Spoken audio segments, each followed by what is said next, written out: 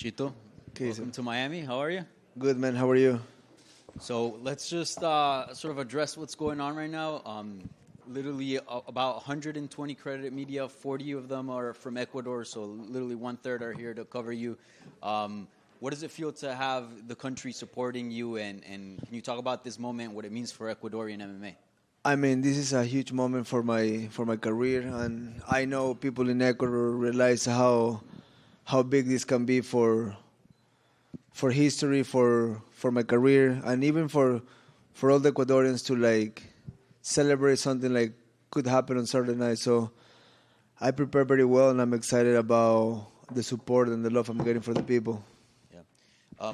Certainly, Sean and yourself, you both are fighting for the belt this Saturday, but you do have a whole country behind you. And, you've mentioned before how you would like to sort of relieve the country due to some of the difficult circumstances that they've been going through.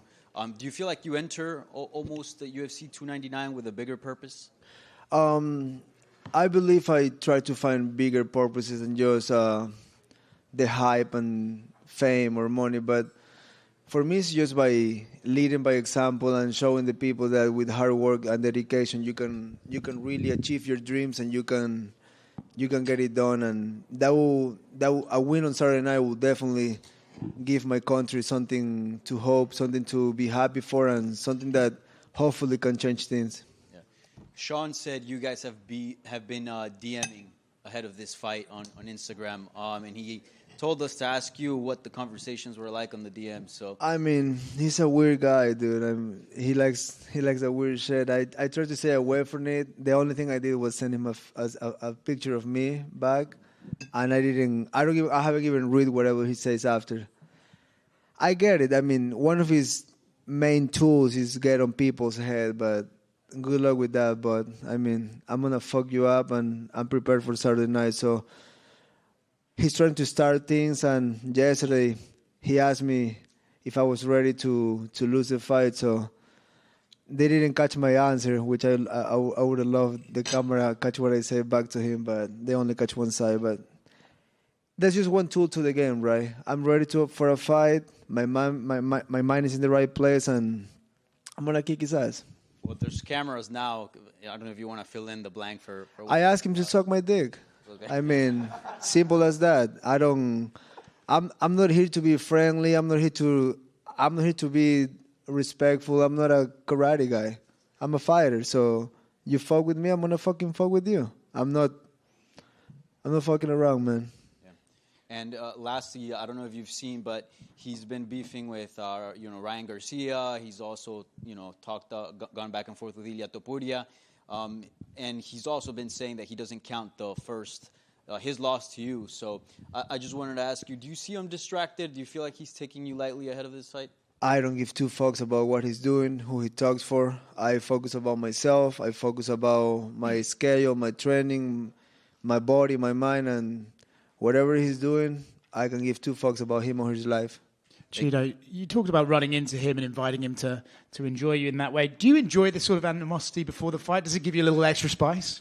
Bro, I'm a street fighter, dude. I don't give two fucks. If you're here and you want to throw down, we throw down. I don't grow up in a pussy ass environment like his. So if you want to throw down him or his team, trust me, yeah. I don't give two fucks, dude. You sort of mentioned that it was a weird DM, but I got to push on you and say, what exactly did he send you that was weird? He was just trying to get to my head. The text wasn't weird. He's a weirdo. So I'm not going to engage with you on a conversation. That's why you send a selfie back, smiling. Do you, you talk about how he's a weird guy, but do you still respect his skills, right? He has shown that he's got some great striking. Of course. I mean, everybody in front of me, I'm not taking them lightly. I know I have never said it's going to be an easy fight. I have never said in the past I'm going to have an easy fight. I'm always there for a hard fight. I'm always expecting the worst, and because the worst can happen very easily in the cage. So with me, it's not like I don't take no one lightly, but I'm not going to fucking be under you and kind of like be afraid of you. I'm gonna go as far as I can to get it done. So, and I've been doing it my whole career in the UFC. I got 10 years fighting for the UFC. I have never been on a fight that I disappoint people. You mentioned about his mind games. I'm curious for you. You could play a mind game if you just walk out there and kick him in the calf right away as hard as you can. Do you think that could get into his head?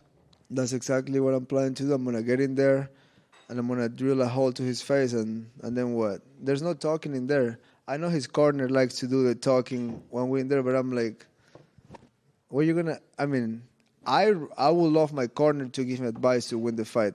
If my corner is more concerned about talking shit about my opponent and don't tell me what to do, I wouldn't be with the people. But, I mean, the whole circle is just like, it's all a full rainbow in there, right?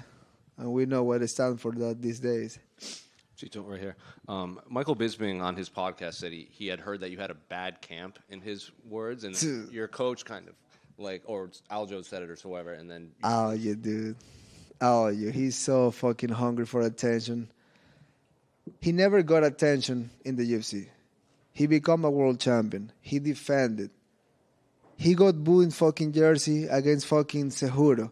Who gets booed against Cejudo? Holy shit, people fucking hate you. Now you're becoming a YouTuber because fighting career probably is not going well. I don't want to knock down on anybody because I want to focus on my fight and keep my karma in the right direction. But, I mean, he hurt. We have a private gym. There's no janitor in our gym. You know what I'm saying? Like, we don't have people. It's the same 3 people year round. But Saturday night, you guys will see how bad my camp was. And I'm a guy that in 3 fights in the UFC, 22 fights in the UFC, has never come with an excuse. Like most of these fighters. They always have something to complain. Oh, this and that happened. Oh, I'm going through this. Oh, I didn't have this. I have never said anything. So that should tell you something about me. And all you, fuck off, dude. You have a fight ahead. Focus on your life. You're a fucking loser, dude. And Sean was in here earlier, and he said, because Merab is weighing in as the backup in case one of you don't make it, and he said that if for some reason you didn't make it to the octagon, he would 100% fight Merab. If for some reason Sean didn't make it in on Saturday, would you also be down to fight Merab on short notice? 1,000%. And you've faced a lot of long, rangy strikers like Dominic and Corey Sandhagen. So I'm curious, how does Sean's skill set compare to those two? He's more of a sharpshooter. He's more of a guy that make you miss and throw a big shot. But the length is pretty similar. Even Font is pretty rangy. But I feel probably my biggest threat to him is like I can match his range. We have the same legs. We have same arms. So we pretty much are the same size.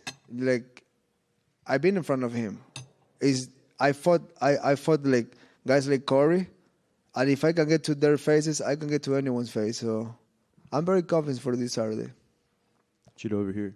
How has your approach changed towards Sean since the first time you guys originally fought till now that you're going to fight for Undisputed Gold? I see like this will be a way harder fight. He definitely got better. He definitely matured more. And, I mean, 2 different fighters. It's been almost 4 years, and I'm not thinking because I beat him in the first round, last fight, it's going to happen like that. To me, the first fight, it's over. I'm thinking about the second fight, and in my opinion, will be a brand new fight, brand new opponent. I know we fought, but it's just, I don't like to think about the past. I like to see what's in front of me. And we saw Ilia Topuria make history in Anaheim when he beat Volkanovski, becoming the first champion to represent Georgia and Spain. And he exploded after that. So do you see this as something that could happen to you? I know you're already a huge star, but maybe potentially explode even more after this? That's what the winners get. I feel with a win on Saturday night, my name will keep growing, my brand will keep growing, but gotta win first. I feel like that's the most important thing, and I'm focused and I'm ready for Saturday night. And the focus is on Sean, if you become champion, how do you envision your title reign as a UFC champion? I will keep it real. I will do the same thing I've been doing through the years. I will defend the belt against whoever is number one. I'm not gonna start getting picky or try to go to a different weight class. So whoever is next in line, send it to me and just do it like that, like a real champion. Chito, right back here. You mentioned that Sean is a better fighter now. Just specifically, how do you feel he's improved? And then conversely, how have you improved since that first fight? I would say on my side, I fought all the experienced guys. I fought all the former champions. I fought the long run. I had the hardest fight to get to this point in my career, and for a guy like him, he's very talented. I'm sure he keeps evolving and everywhere. Grappling, punching, kicking. Like there's just if you don't evolve in this game, you're gonna stay behind. So I'm taking this as a big risk, but will bring a big reward. And then you talk about the long road getting here. Do you prefer having taken that road? Like at the end of the day, is it better to have done it this way? I don't know other way. I've been in this spot for my whole life. When I used to fight in South America, when I used to go to Peru, to Mexico, I never got like an easy fight. It was never like, okay, we're gonna build your record a little bit. I don't have an amateur record, so for me it was always getting into the fire and fight guys that I was supposed to lose pretty much my whole career, and that definitely gives me something or make me find something inside me that most people won't find out because I went the long run. Thank you. Thank you. Chito, over here. When Sean was asked earlier about his prediction on the fight, he said he was putting you to sleep. What are your predictions for the fight on Saturday? Winning. Kicking his ass. Thank you, Chito. Thank you. Jugador. Arrecho. Over here, please. Over here. Over here. Hello, Chiro. I knew for a good source that the president of Ecuador, Daniel Noboa, is following your fight against Sean O'Malley.